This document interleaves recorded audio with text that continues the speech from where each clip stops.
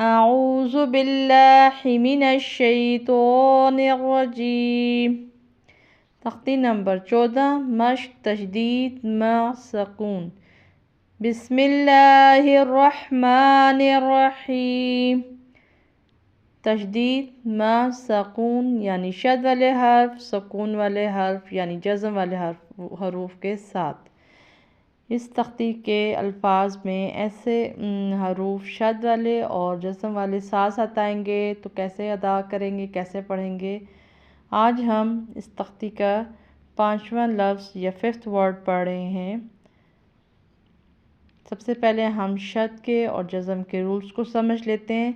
شد والا حرف ہمیشہ 2 بار پڑھا جاتا ہے، ایک دفعہ پچھلے والے حرف کے ساتھ ملا کر، دوسری بار اس کے اپنے پر جو بھی حرکات ہوتی ہیں یعنی زبر، زیر اور پیش۔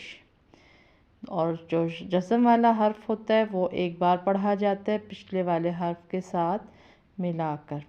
جزم والا حرف جو ہوتا ہے بیسیکلی اس کو ہم ساکن کر دیتے ہیں، اس لیے وہ ایک ہی بار پڑھا جاتا ہے پچھلے والے حرف کے ساتھ ملا کر،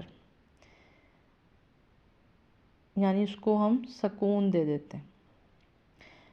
خ پڑی زبر فا ساکن خوف، فا پڑی زبر تا ساکن فت، خوف فت۔ خ کو پر پڑھیں گے یعنی موٹی آواز کے ساتھ ادا کریں گے۔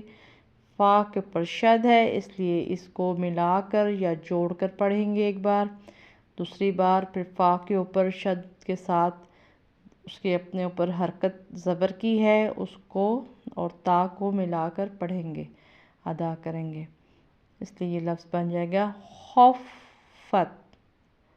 آسان لفظ ہے، پریکٹس کریں، انشاءاللہ جلد آپ کو آ جائے گا۔ اللہ حافظ۔